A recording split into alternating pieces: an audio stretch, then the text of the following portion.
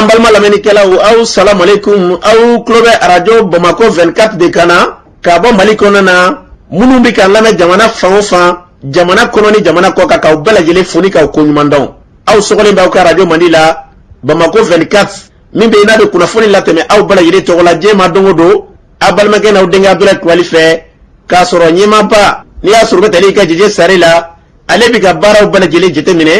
k'aw foni k'aw ko ɲuman dɔn faso kɔnɔ ni faso kɔ kan dɔɛrɛ taw ma k'aw sigi ni ka kunnafoni ma kɔnɔ kunnafoni ni dalilu don tiɲɛ ni ala ye sira ye kan kunnafoni gɛrɛgɛrɛ anw sigilen filɛ kɛnɛ kan ka bɛɛ fo ka bɛɛ wale ɲuman dɔn ka foli ta ka ɲɛsin kɔlɔnjɛba n'a lamini bɛɛ lajɛlen ma k'aw foni k'aw barikada an b'a lɔn k'a fɔ kɔlɔnjɛbakaw dama si tɛ k'an kun bɛ k'an bonya k'an karama an bɛ aw bɛɛ lajɛlen foni k'aw wale ɲuman dɔn bi an bɛ bugunikaw fɛ yen ni ala sɔnna ma buguni kɔfɛ an bɛ taa i ka dɔn k'a fɔ min ye wasolon e ka ale favankɔrɔ la ye n'o ye yanfoyila ye yanfoyila ni ala sɔnna ma bi an bɛ kɛ ye kununko an sira buguni ni ala sɔnna ma bi an bɛ yanfoyila kɛ dalabanikaw k'aw foni k'aw waleɲuman dɔn aw ni ce kununko wuladafɛla fɛ an kun bɛ dalabani ka alimami dugutigilakaw ka taa se PK k'aw bɛɛ foni k'aw waleɲuman dɔn maaw camanba ka bɔ kununko ni kan kunbɛn ni ala sɔnna ma dalabani n'a lamini u kɛlen bɛ k'an kunbɛn ni ala sɔnna ma sibiri don Ablaye Kulibali an bɛna ye dalabani a dugutigi a n'a ka conseil ka taa se i ka dɔn k'a fɔ a ka dugulamaw bɛɛ lajɛlen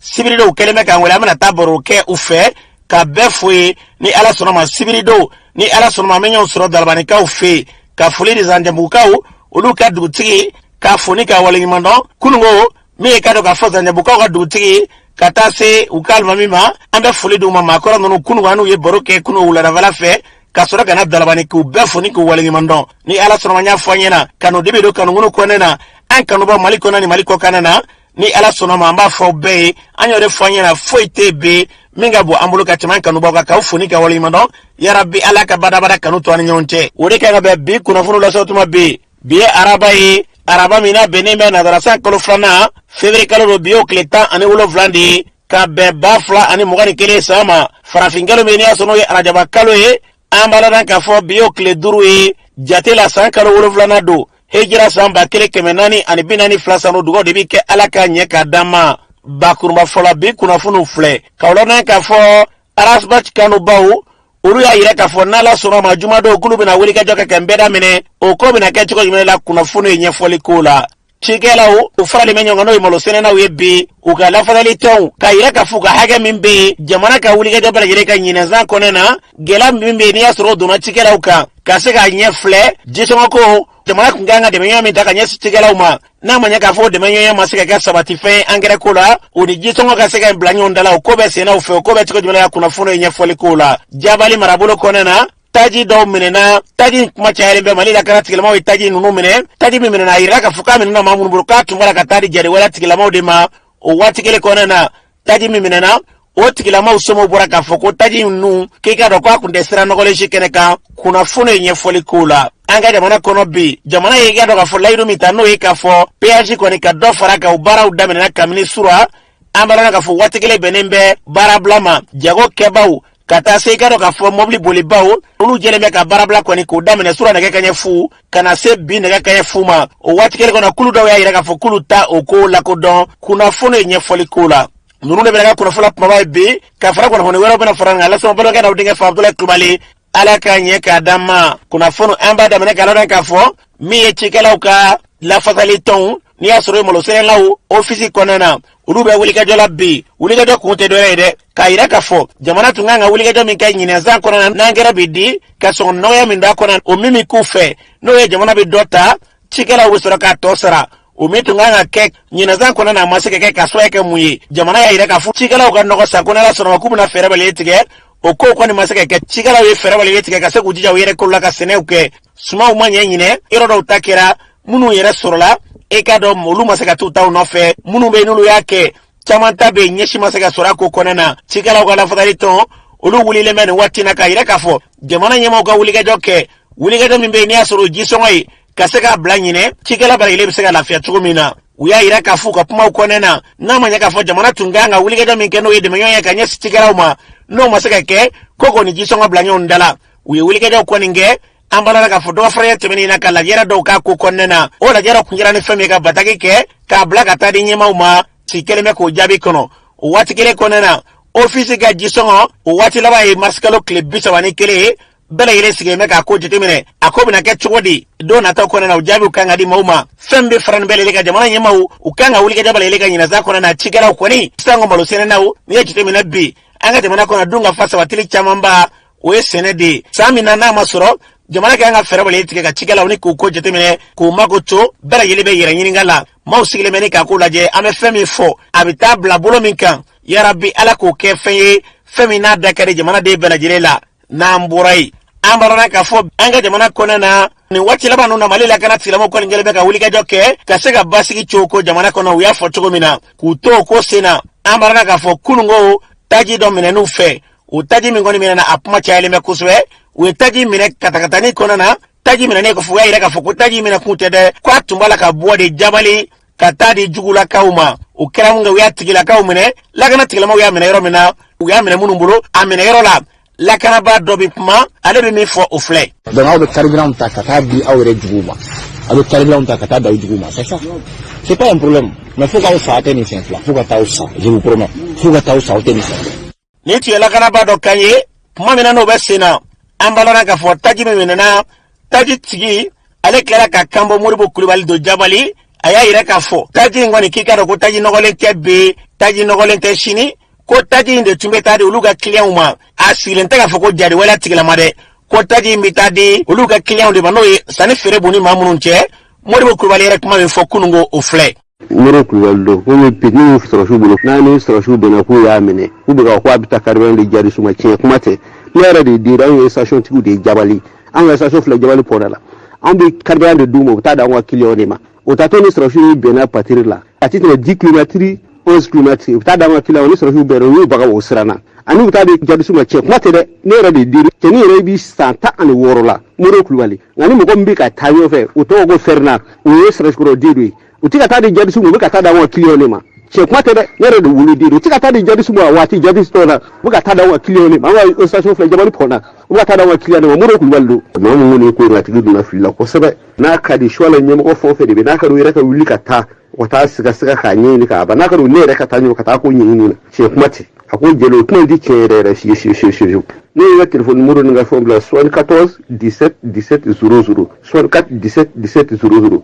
ne ya be blad ka do kuma yore da ti ke da mo mi ko ka ti du ref la ko se da ka do ka siga da ka no ko bola pep o do ko ka ne re ni ti mata liga moro ko la me dugo de ke fon akoye abita sira ga no sira jele ya rabbi ala ka ko bla o mene kono we demse ngonu ngoni mena lakana tigila mau sura salaka yu mena ko bla shawra mulaka ko buluka akobe sika li buluka ni watina nala sunama akuna foni to maga fon fe amba bale pratika da mo ala kanga jamana kulusuma na mburai ambalo na ka fobe sugu e karolu datkura kamni sura na kanya fu watiula foni raina mabulu kwani uluka tanika sagi sandikau ulu bra ile ko faranyonga ne ka ira ka fo sugu datu kwani ko ka bara uke na da mena sura na kanya fu machama ngoni yai kado ka fo wale alla batuleme machama be munu ye ukadda utugu wele ka min blala machama be munu ye a wele ka kone ne ka jabiri takanya sama ya saka pratika dama fenyera kumba juye munye jago kala ka kulume no wele ko sena mali o nyema Abdoulaye Cissé akwe fenymende angalame ati datugu ko wɛrɛ kama dɛ a bɛ datugu jamana in kɔnɔ an kɛra ko bolo kɔfɛ fɛn ye bi appel min lase sugu ninnu ma suguden fara suguba kan bɛɛ k'i ka datugu botigi min bɛ k'a ye kɔnɔ an b'a ɲini u fɛ bɛɛ k'i ka datugu an tɛ fanga in contrôle la dɛ an tɛ jamanaden contrôle la dɛ an bɛ k'an yɛrɛ de ɲini maintenant an bɛna fanga in ɲininka yala mali kura min bɛ ka fɔ yala anw t'a kɔnɔ wa ou bien an b'a kɔnɔ n'an b'a kɔnɔ u k'a fɔ an ye an yɛrɛ ma kan tɛ min ye n'i y'a mɛn fanga in bɛ yen an de don dɛ ni miliyari ladonna jamana in kɛsu kɔnɔ commerçant de y'a ladon commerçant détaillant min ka tabani b'a bolo ale de bolo sisi ka minɛn ta k'a détailler ka sɔrɔ k'a wari sara wa o transport kelen de y'a minɛn doni ka bɔ pɔriw la ka na n'u ye Bamakɔ yan n'u ko ko u tɛ anw jate an b'a yɛrɛ jate an b'a yir'u la k'an bɛ yen. ni nga batale Abdoulaye Cissé kana jago kala ka bolo ka ale be Suleiman Konate ni bela ile kalema bakore ale yɛrɛ b'a ɲɛfɔ an ye an ka lamɛn. An y'a yira k'a fɔ an kɛlen kɔ k'an ka déclaration commune kɛ an ni transporteurs ni bouchers ni artisans ni femmes entrepreneurs transport section dɔ b'a kɔnɔ taxi sotarama peine transporteur transporteurs yɛrɛ y'a fɔ cogo min na permis ma bɔ permis na an commerçants fana y'a fɔ cogo min na commerçants ni transporteurs an bɛɛ fa kelen ba kelen an ye déclaration min kɛ samedi o de bɛ sen na ŋunukan minnu bɛ yen u b'o tigiw de engagé olu ta de ye o t'anw ta ye quoi k'a daminɛ bar mardi 0h ka taa bila mercredi 0h la anw commerçants n'an transporteurs n'an femmes entrepreneurs ni bouchers ni artisans an bɛɛ an tɛ baara kɛ grève tɛ k'a fɔ k'an bɛ bɔ ka marché ou bien k'an bɛ taa sitting kɛ yɔrɔ dɔ la an ko de k'an bɛ to an ka so voilà kuma y'o de ye. Ni nga matali ka Suleiman Konatira ni bela ile kalema bakore bela ile ko menga hake no fe ko hake yi jamana ko bela ile ni ka hake ka kan ka sego la so ya kumba di ala ka klinyu mandama o hukum kele ngona na kulu do bora kunu ngoire ka ira ka fo bi barablai ke garo lu tala bi utala shini wa lu be wele bloko mauma o shika na barablai abulo ka kasega ko jamana be bulo mika o lu la manyema do ni ya suruba tele ka Musa Kaba ale ba nye foye angalame. Ne tɔgɔ ye Musa Kaba Jate ne bɛ kuma collectif des associations des marchés du Bamako ne bɛ kuma olu tɔgɔ la welewelemada de don k'a da mɔgɔw tulo kan donc jɛkulu saba de jɛra la collectif des associations des marchés du Bamako o y'a fɔlɔ ye le syndicat national des commerçants détaillants du Mali SINACODEM o y'a filanan ye l'association des commerçants voyageurs du Mali et de la diaspora ACOMADIA o y'a sabanan ye o kumakan min de don welewelemada min de don o de k'a fɔ mɔgɔw ye kan kɔrɔtalen k'a fɔ ko kuma min bɛ sen na ni jɛkulu ninnu ko anu bɛ tɔn saba in bɛ commerçant Bamako sugu fɛn o fɛn tɔgɔya la k'a fɔ u sen t'a la bi u sen t'a la sini grève min fɔra k'a bɛ kɛ arabadon février kalo tile 17 la k'a fɔ u sen t'a la bi u sen t'a la sini wa u b'a ɲini bɛɛ fɛ mɔgɔ ka taa u ka sugu la comme kɔrɔlen u b'a kɛ cogo min na cɛ ni muso bɛɛ ka t'i ka baara kɛ jamana bɛ yɔrɔ min na bi a mako bɛ min na o ye basigi ye a mako bɛ min na o ye sigi ka fɔ ye ni ko ko bɛ kɛ mɔgɔw bɛ ja la de o ye sigi ka fɔ n'o ma ye ko la ni jɛkuluba saba bɛɛ ko anu ka tɔn de k'a fɔ u sen t'a la bi u sen t'a la sigi. Ni ngo Musa Kaba kan ye u y'a fɔ cogo min na bɛɛ ko jamana kɔnɔ na dɔ ko ani kɛli ka kan dɔ ko ani kɛli man kan jamana bi ɲɛta sɔrɔ sira min fɛ a fila bɛ yɛlɛ ni ɲɔgɔn cɛ ala ka jamana bila o sira kan n'an bɔra yen an balala k'a fɔ arasibati ale kanubaw e ka dɔn arasibati minɛnen bɛ k'a kɛ kasoladen ye kabini décembre kalo tɛmɛnen in kɔnɔna na o min kɛra an balala k'a fɔ kumaw cayalen bɛ dɛ arasibati minɛna ani maa wɛrɛw k'i ka dɔn k'a kanu gɛlɛn bɛ sariya sɔsɔ ye e ka dɔn kanubaw ka fɔ la u y'a yira k'a fɔ n'ala sɔnna ma juma dɔw k'u bɛna n bɛɛ daminɛ ka tila ka sitini ba k'o kɛ o kɔrɔ tɛ dɔwɛrɛ ye dɛ wulikajɔ kun ye fɛn min y'u fɛ u ka maa min minɛnen bɛ n'o ye arasibati ye kanabila bɛ se ka ta ka ɲɛ suma k'a yira fanga na ko baara min b'a la ka k'u fɛ bi olu yɛrɛ ka fɔ la k'o ye sariya sɔsɔ de ye a kumatigi ye maa min ye o bɛ tali kɛ Abubakar Yeliko ye ale b'a ɲɛfɔ ye an ka lamɛn. An kɛlen bɛ ka caravane dɔ bolo la min bɛna kɛ jɛkulu la toujours vendredi nata à partir de 16h komi an y'a fɔ bɛɛ lajɛlen ɲɛna k'a fɔ nous sommes attachés aux lois républicaines fɛn o fɛn bɛ se ka kɛ sababu ye ka sariya sɔsɔ an da tɛ don a la o de kama an y'a décidé toujours ka segin ka na ni caravane ye parce que n'an b'an bɛ fɛn o fɛn kɛ ça va demander de l'autorisation et tout le monde sait que l'autorisation aujourd'hui o tɛ a di an ma parce que an bɛ jamana min kɔnɔ 2 poids 2 mesures de don pour la simple raison fɛn caman kɛra yan aw yɛrɛ bɔra minnu kalama n'a y'a dénoncé olu banna an ka bɔ mais u ye mɔgɔ wɛrɛw autorisé olu b'u ka caravane kɛ jamana kɔnɔ donc o ko ninnu aw bɛɛ lajɛlen bɛ a kalama donc an ko an bɛ segin ka na ni caravane kelen nin ye maintenant an bɛna min kɛ cette fois-ci o ye pyramide renversée de cette fois-ci yanni an ka fɔlɔ an bɛ taa daminɛ QG de la ka na dugu kɔnɔ mais na an tɛna daminɛ QG kɔnɔ ka na dugu kɔnɔ dɛ an b'a daminɛ dugu kɔnɔ de ka taa QG fan fɛ donc o ye proposition min ka ɲɛ o la a tɛ kɛ caravane kelen mais plusieurs caravanes de don mais a caravane bɛɛ lajɛlen an bɛ taa sanctionner min a bɛ taa laban ni meeting belebeleba de an kan ka taa min kɛ dans une grande cour qui n'est pas loin de notre QG an bɛɛ lajɛlen bɛ taa ɲɔgɔn sɔrɔ an b'a laban ni meeting min ye an ka QG fanfɛla fɛ courban bɛ yen nɔ an bɛ taa ka taa meeting kɛ k'a kun cɛ donc o kɔrɔ ye k'a jira u la k'a fɔ minɛ cogo tɛ anw na quoi personne ne peut nous arrêter i b'an bila yɔrɔ yɔrɔ la i hakili la k'a fɔ an bɛ yɔrɔ yɔrɔ o b'a sɔrɔ an tɛmɛna yen an bɛ ko kɛ qui restera gravé dans l'histoire k'a sɔrɔ an ma sariya sɔsɔ nous sommes républicains nous sommes démocrates o de kama an ko k'an bɛ bɔ ni nin phase ye n'o phase tɛmɛna n'u y'a essayé k'a fɔ k'u bɛ ko wɛrɛ kɛ an bɛ ɲɔgɔn sɔrɔ ɲɛfɛ donc an ye min décidé o yɔrɔ la o ye nin de ye k'o da bɛɛ lajɛlen tulo kan an ka point filanan bɛ boli min kan o ye an fa n'o ye maître Kasim Tako ye a ye kunnafoni caman di an ma dossier nin kan a y'a jira k'a fɔ ko preuve foyi tɛ ninnu bolo par rapport à cette affaire olu yɛrɛ taara juge nɔfɛ dossier bɛ juge min bolo o taara juge nɔfɛ juge y'a fɔ ko dossier tɛ ale bolo Kasim Tako y'a jira fana k'a fɔ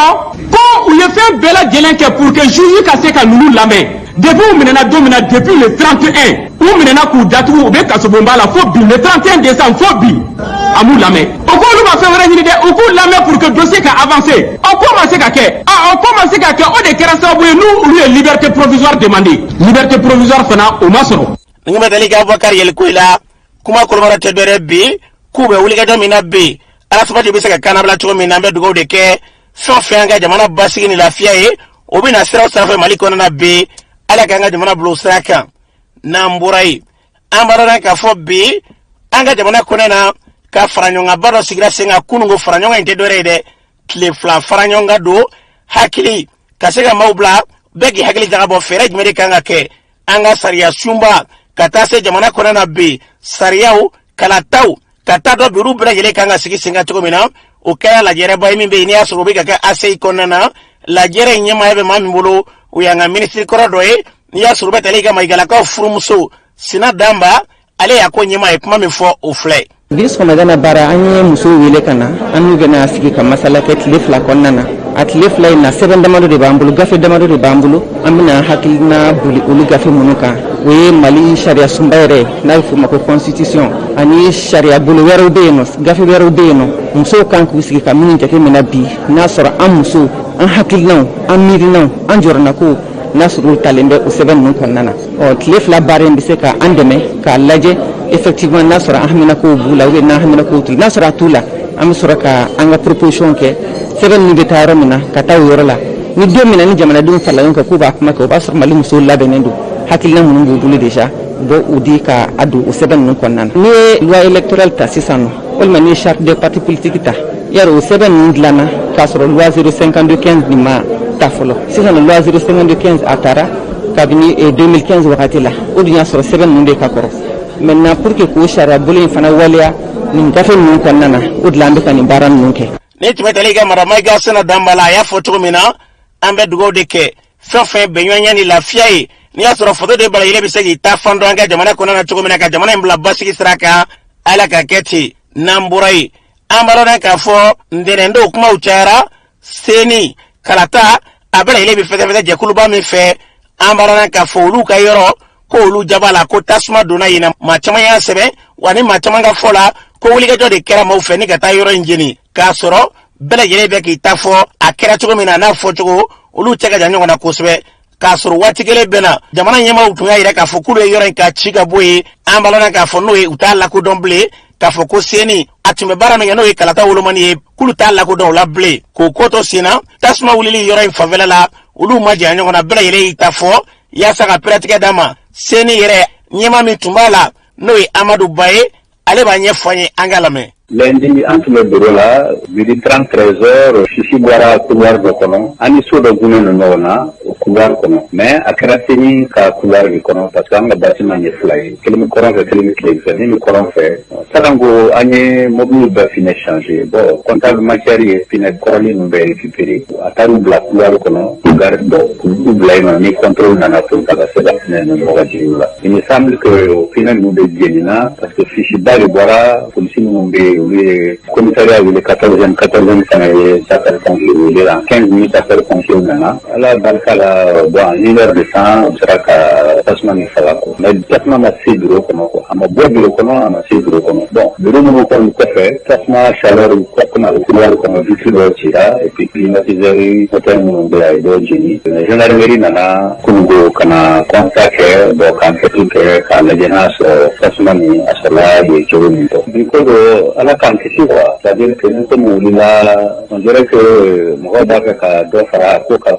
sinon comme à quelle année bon nere tura il faut ka obeba mami bon tasmo bodo na wula mo ta da robo mais mo ye ni fala o quoi parce que na so la bureau ni fond mais ka bureau ni fond génie bo de nya akasara be mais ala barkala mo mo dodi e climatiseur mo tere do couleur kono ayo mo génie ani vitri mo be chaleur yo doci ani Chichi Mizona bureau kono abe barka dala yo ya nyumaye ninga badale ka Amadou Bala aya foto mina ambe dugo de ke ya rabi ala ka jasra buya ka tuma mashibaka ninde kama shuni clé ambe dale kan fanga ko nyi ni ka sega sega ola amamboro da kisega fambi fola tumambe ya be ke kisedi ala ko akila ni ko dankele na bala ile mabara ubusega bla e ka do lafiya mene kono cogo min na n'an bɔra ye an b'a dɔn k'a fɔ Croix-Rouge o ye ka do k'a fɔ cakɛdaba ye bi n'i y'a sɔrɔ bi olu bɛ fɛɛrɛ bala yɛlɛ tigɛ buna adamadenw mana gɛlɛya sɔrɔ ka wulikajɔ bala yɛlɛ kɛ ka se ka do ka bɔ dɛmɛɲɔgɔnya ta ka ɲɛ suma ka se k'i yɛrɛ di ka se ka maa wɛrɛ lakana ka maa wɛrɛ kɔni ni k'ale tɔgɔtɔ o kulu u ye fara ɲɔgɔn kɛ kunu ka se ka tile fila kalan dɔ ni k'o sigi sen kan o kɛra i ka do k'a fɔ baaraw bɛ ka kɛ hôtel Mande la an b'a dɔn k'a fɔ kɛnɛ kan min ye Nuhu Mayiga ye ale b'o ɲɛfɔ an ye an k'a lamɛn. nin baara in kan o ye ka volontaires ani projet yɛrɛ baarakɛlaw ani service technique kɔ ani média yɛrɛ k'u kunnafoniya projet in kun kan. Projet in ye projet ye min bi dɛmɛ don migrants tungalatalaw olu ma o région naani de kɔnɔ Kayi, Tombouctou, Kidal ani Gao. Projet yɛrɛ bɛ taa san 4 de la. Projet ye miliyari 1 ani miliyɔn kɛmɛ wɛrɛ san 4 kɔnɔna na. An bɛ fɛ ka migrant o ye tungalatalaw ye o ye mɔgɔ 5000 de dɛmɛ san 4 in kɔnɔ. O dɛmɛ ninnu o ye kɛnɛya bɔ a la ani ka transport ani ka dumuni ani finiw ani n'i y'a sɔrɔ u ye problème sɔrɔ sira kan fana u dɛmɛ o problème ninnu na ani fana n'a y'a sɔrɔ u ka pièces tunun na u ka mɔgɔw k'u dɛmɛ comme Croix-Rouge bi diɲɛ fan bɛɛ fɛ k'u dɛmɛ pour que olu kɔni famille olu ka mɔgɔw ka se ka ɲɔgɔn lasɔrɔ donc an b'o projet o de. Ni ka tali kɛ Nuhu Mayiga la u y'a fɔ cogo min na n'i y'a bɛlɛ yɛlɛ fara ɲɔgɔn kan ka se ka wulikajɔ ta ka ɲɛsin an ka jamana ma basigi ni lafiya donni buna adamadenw ka se k'olu n'u tɛgɛlafɛnw lakana o y'a kunba di Ala ka nin hakilila ye ni k'a yakubaya n'an bɔra ye an b'a dɔn k'a fɔ bi an ka jamana kɔnɔ musolakaw olu kɔni i ka dɔn jamana kɔnɔ na foyi tɛ se ka dilan bi fara ɲɔgɔn kan la ni musolakaw ma wele nka o n'a ta bɛlɛ de ɲɛmaya suguw la musolakaw kɔni k'u jɔyɔrɔ kɔni a ka dɔgɔ maa caman fɛ musolakaw yɛrɛ ni ka dɔn k'a fɔ mara kɛcogo yɛrɛ olu ni mara kɔni o man kan de u ye mara fɛn u man ka mara yɛrɛ kɔni kɛ fiyewu yaasa k'o bala yɛlɛ kuma bɛ jaabi maa min fɛ o ye ka dɔn k'a fɔ Kɔrɔnjɛbakaw ka dugutigi denmuso n'i y'a sɔrɔ o ye Turelakaw furumuso ye an ɲininkali k'ale la ko senfɛ a b'a ɲɛfɔ an ye an ka lamɛn. Ne tɔgɔ ye Madame Ture Awaya Kone Kɔlɛba yɛrɛ dugutigi den ye wa an delila ka mɛriya kɛ dugu in na. Musow yɛrɛ de bɛ k'a to jɔyɔrɔ bɛ ka taa k'u da bi Mali kɔnɔ an ɲɛ b'a la n'i ye jateminɛ nɔri yɔrɔ dɔw bɛ yen depuis décentralisation nana muso dɔw bɛ yen u bɛ mɛriya la mais u bɛ ka dɛmɛ sɔrɔ Mali kɔnɔ Mali kɔ kan k'u ka communes travailler parce que o bi sɔrɔ population sɔnna ka jɔyɔrɔ di muso ma mɔgɔw bɛ ka k'a dɛmɛ o de kama an ɲɛ bi o caman na kɔrɔnfɛla in na ye. Dɔw b'a fɔ ko muso ɲɛmɔgɔya k'o ti bɛn e bɛ mun fɔ olu tigilamɔgɔw ye. Bon n'i ko ko muso ɲɛmɔgɔya ti bɛn n'i ye a jateminɛ muso kɛra cogo cogo muso ye muso de an t'an disi da cɛw disi la o mais muso cɛ ni hakɛ min ka kan dɛ muso fana ni hakɛ dɔ de ka kan mais ka taa kɛ ko muso n'a si man kan o fana man ɲi. Fɔ o yɛrɛ de ka dɔ k'a fɔ a ma fɔ ko an ka an disi da cɛw disi la k'a fɔ ko an bɛ kɛlɛ kɛ mais cɛ bɛ se ka mɛriya kɛ muso bɛ se ka mɛriya kɛ assemblée falen don muso députéw la muso sɔrɔsiw bɛ yen u gouverneurs bɛ yen u préfets bɛ yen sous-préfets bɛ yen donc muso bɛ se ka fɛn o fɛn kɛ n'a dira ma a b'a kɛ mais k'a fɔ ko muso ni jɔyɔrɔ man kan tiɲɛ yɛrɛ la o ye o fɔbagaw n'o hakili dayɔrɔ de ye. Ne ka kuma laban ye min ye vraiment u k'u janto an musolakaw la parce que campagne yɛrɛ n'i ye musow sen bɔ a la ko cɛw dama k'a kɛ a bɛ gɛlɛya dɛ donc an jɔyɔrɔba de bi politique la muso yɛrɛ jɔyɔrɔba bi ɲɛnamaya kɔnɔna na i b'a jateminɛ du kɔnɔna yɛrɛ ma muso jɔyɔrɔ bɛ yen dɛ ni cɛ bɔra ni muso fana bɔra ka du fililen to denmisɛnninw ti kalan dɛ dumuni ti kɛ dɛ wa hali éducation ɲuman denmisɛnninw t'a sɔrɔ hali sokɔnɔna ladilanni muso jɔdaba de b'a la o bi cogoya min na kɛnɛmana bi ten an ka hakili to yɔrɔ la muso n'i ye muso kelen kala ou bien n'i ye jɔyɔrɔ di muso kelen ma a nafa bɛ se k'a lase dugu ma a bɛ se sigida ma a bɛ se du ma donc ne b'a fɛ an faw ka hakili to musow la jɔyɔrɔkow la. Ni ka tali kɛ Madame Ture la n'i ye ka dɔn k'a fɔ muso cɛsirilenba dɔ ye Kɔlɔnjɛba min ye dabaliban ko ye ka mɛriya danganw kɛ Kɔlɔnjɛba kɔnɛ na dugutigi de don wa maa lakodɔnnenba ani jamanatigiw de tun bɛ don ɲɔgɔn ye ni ka bɔ ɲɔgɔn ye nka o n'a ta bɛɛ lajɛlen muso min don a bɛ maa dabali ban a ma fila yɛrɛ ma mɛriya in bannen kɔfɛ hali bi a bɛ jini bere k'o minɛ da kun baarakɛla tɛ d'a yɛrɛ ka yala ka taa feere maaw ma k'a ka musaka bala yɛrɛ sɔrɔ o la hali nin yɔrɔ in na a bɛ k'o kɛ nin n'a ɲɔgɔnna caman bɛ bi ninnu de kan ka fo k'a fɔ k'u bɛ baara min kɛ bi e ka do faso jo bara ini ayre ka fola kale bo wali ami ke bi o ka usale makata kurutu ke o ka usale makafo kwen mere ke ko de kama kale bita ka barama ale baka musa ka sura jini bere firela wa barake la teranya fa chuma era riba mene daku kayala kata jini bere fire mauma abaka musa ka sura ula ako kulibali bara barabe ni ya sura ba kika woshi ka fen sura la ko bara de bi mana fo de ka usaima ka fo kibita kata doni dungona kuma foti kono kera e ka do keti chenyini ble ita te ka do de ka do la fasa ni na nywena abe fonde mago faso kanu bala ka chesri ka do e ala ka nyone hakila unika no chaya no te do be ulu kone mana yi ka do ka fo parti do kone papier sans fe ka ba o ya bane ulu ti fo ka ble ubu sikitade ka war bulu fala dun asura soro ka se ka dun ka se ke ko merla kay nye wal ma ulu yere ka do ka fo merela ka ba ka klega nyone barake chamandi so ma de musombini ke ani fuli ka kaka barkada ame dugo de ke ala ka nyone uchaya no kera e ka do flinyere ma o ti ka do ka fo chaya anga mara konena ni duma flinyere ma e ka do ke keta ibo do ni ke keta do e yera ni miga ka ibo do ala ko akla sabati kan kelengele bla ustraka no sabatira basigini lafiya do be dola itni tato ni ki nyabo walta fe ala ko akla di ankelengena bala yelema namburai ambalora ka fo banga ministre nyama koro Musa Mara ale ko ikado ka fo bi anga jamana konana fanga wuliga jamuno be bi anga jamana konana ko chage daw kase ko len foto don la suranyona o baraka ka ko jamana Musa Mara ba nyefo anga lame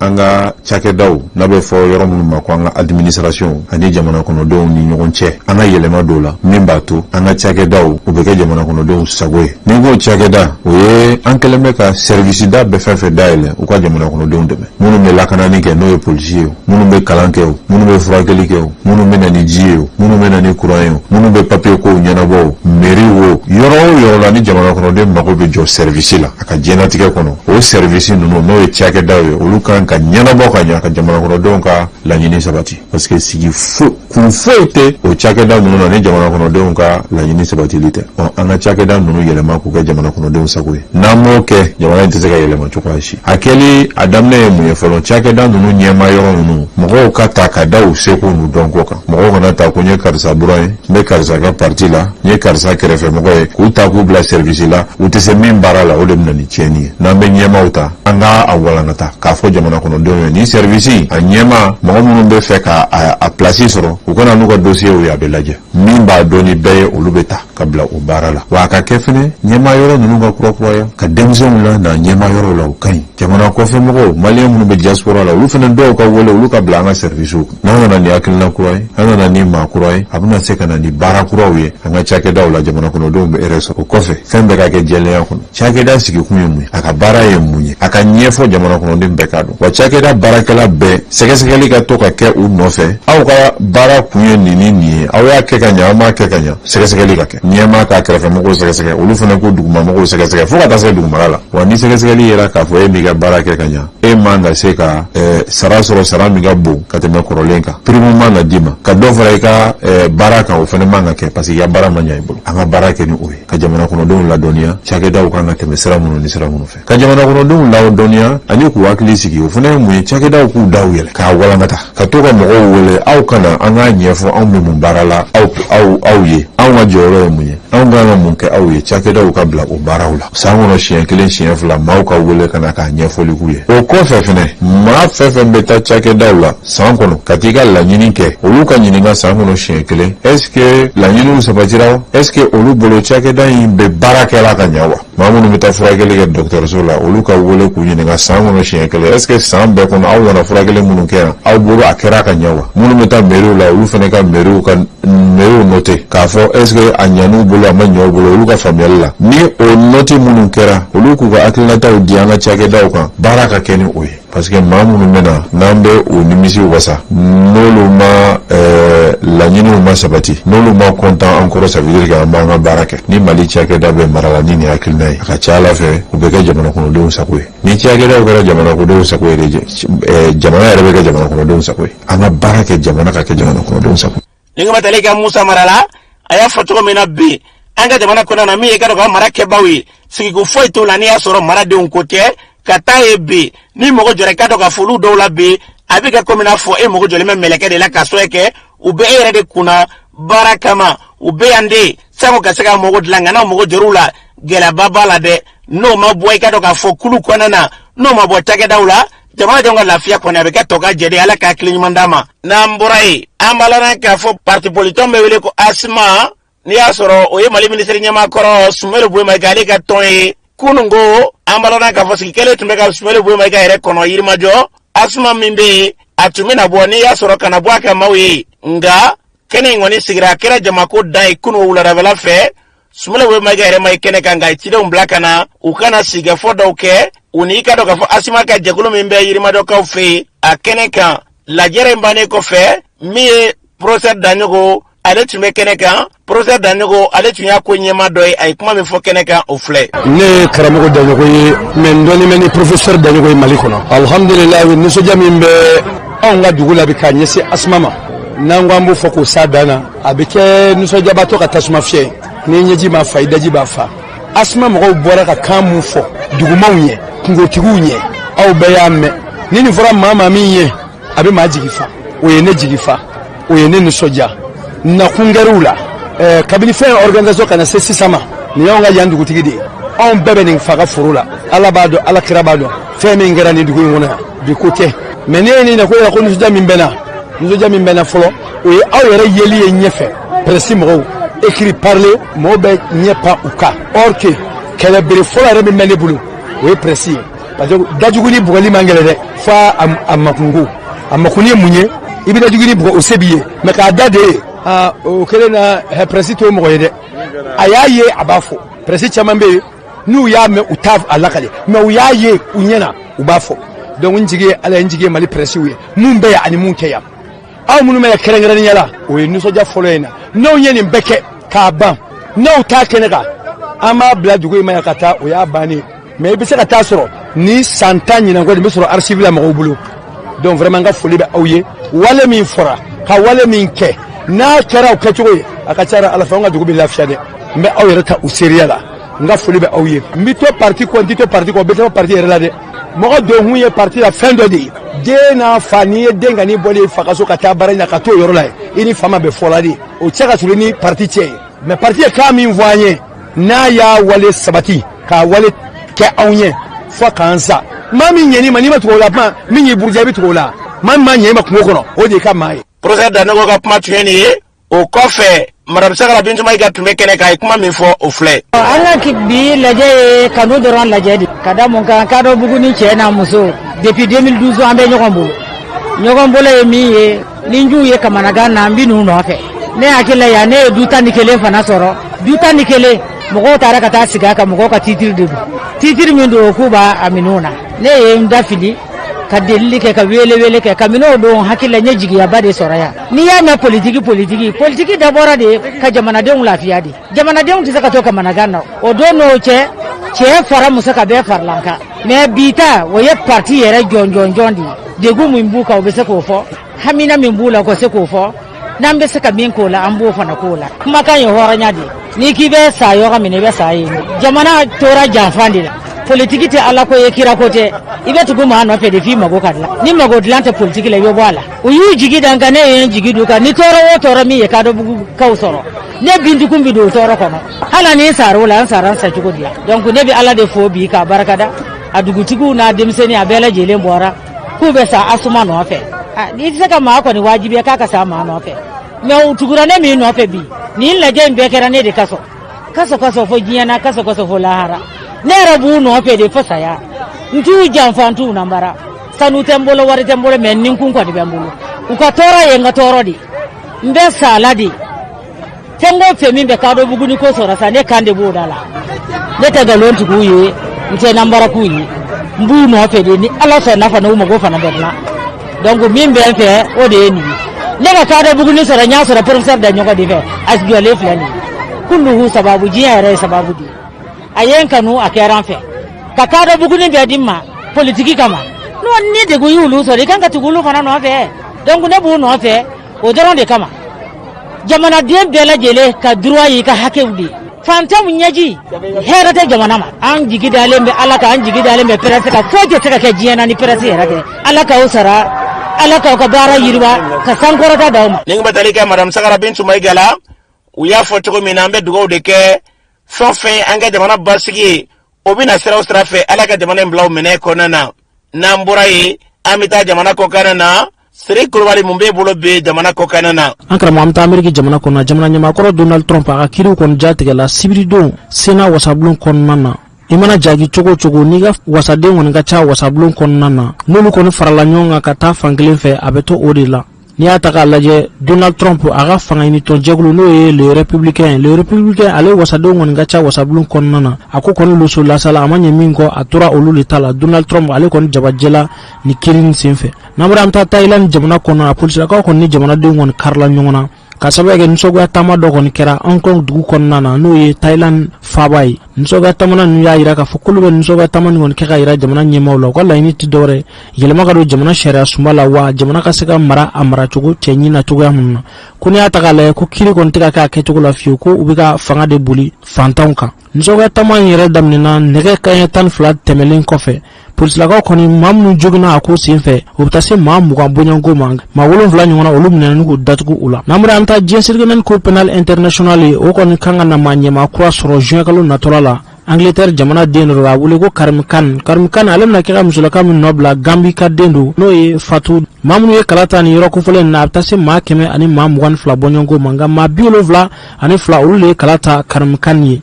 kabini CPI kon sigila san bafla ani fla karmkan obna ka nyema sabanani namramta lagne kunakri jamana konnana ebola bana kon nawakli bala san bafla an tan saba ebola bana koni damnena lagne kunakri jamana kon fukata si san bafla ani tan woroma ay ma ba tan ani kele nyongona ningo ulu bona unina lagne kunakri jamana konnana san duru temenen ko fe ebola bana kon aya kontroma botukun ami do na fobi ebola bana yira lagne kunakri jamana konnana